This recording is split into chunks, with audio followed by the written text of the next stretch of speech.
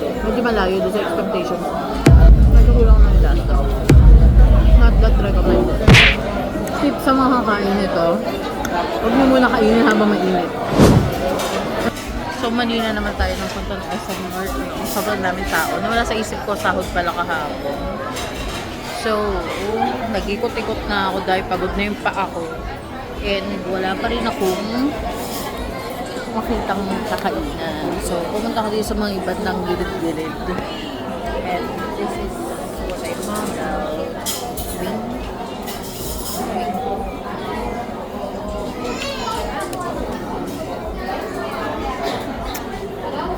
Tapos, meron lang akong drink na binili sa Muji. Nag matcha latte sa Muji. And then, umorder lang ako dito ng buffalo wings with rice, tsaka Charlie Chan. Try natin later. Wala akong dalang camera. Kasi wala akong plano mag-vlog talaga. Umigot lang talaga ako. But yeah, let's see. Here's their menu.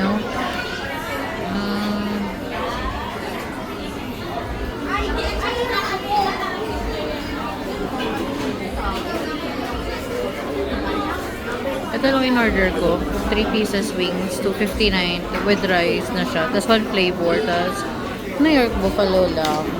And then, ito may mga starters din sila. Ayan. And ito, may mga pasta. So, Charlie Chan yung in-order natin.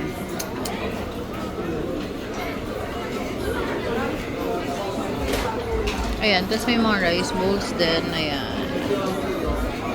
Kaso masyado na akong lagi kumakain yan. So, parang nag-crave lang ako.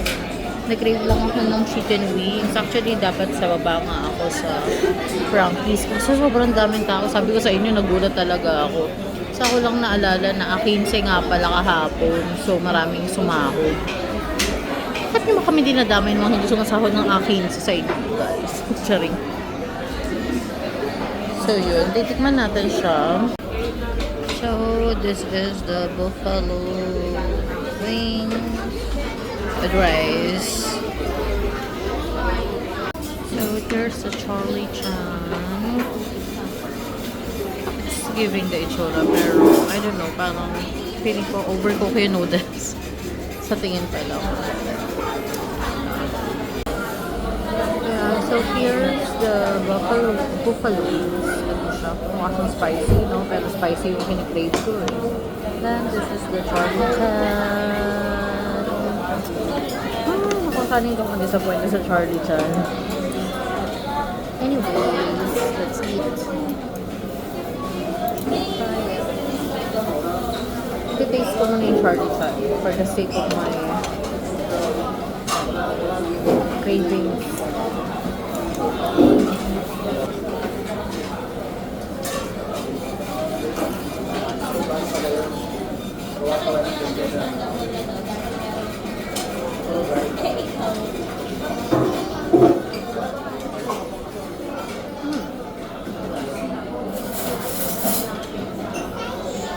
Sabi ko na nga, itsura niya.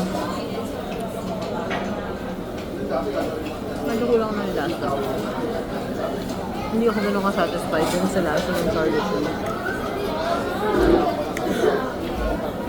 Medyo malayo doon sa expectation ko.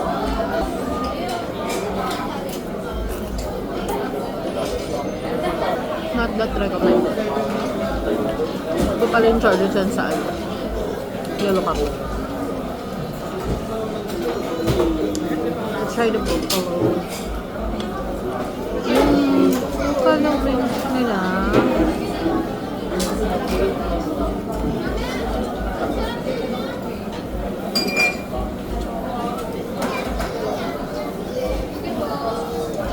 Fry yung regular fry yung nila. Tapos pinatong nila sa ibabaw yung sauce. Which is medyo good siya. Kasi kung sobrang anghang nito, baka hindi kayaan. Try it. Tolerable yung anghang niya. Pwede na. Oh, may ika. Ngayon ko nararamdaman. Medyo may sipa yung anghang.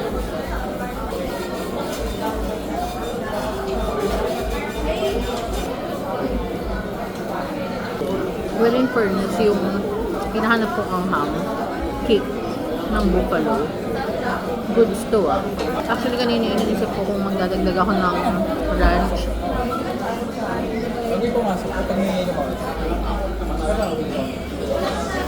Hindi naman nanito. Okay na ako. Saka good thing nga na hindi nila mix ng bongga yung sauce ng buffalo. Kasi baka kung alam niyo yun, kung inikot-ikot nila to doon, malamang baka hindi ko kumain. Sakto lang ang ham niya.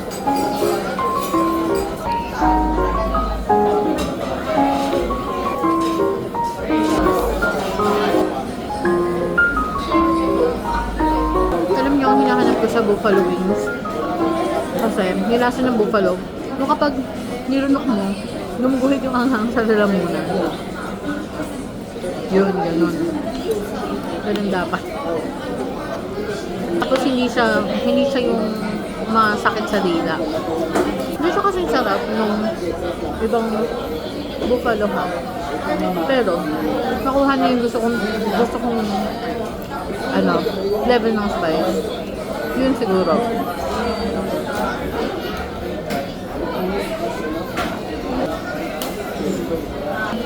Ngayon na halos maubos ko na yung 3 pieces. Medyo nararamdaman ko na yung bibig ko. Maanghang na siya. But still, hindi siya yung masakit sa tiyan. Or baka dahil nagkakanin ako.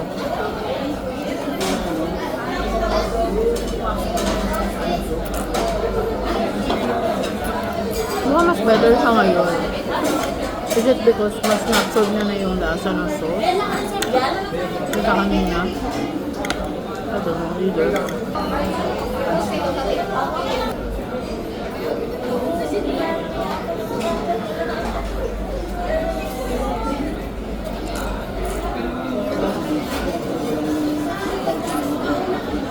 Tip sa mga kakain nito, huwag niyo muna kainin habang mainit. Antayin niyo ma-absorb ng noodles yung lasa.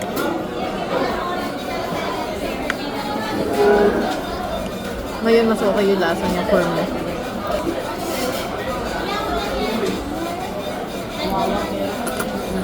And syempre, ngayon ko ubusin yung mga laman-laman. Yung mushroom, yung chicken, yung peanut.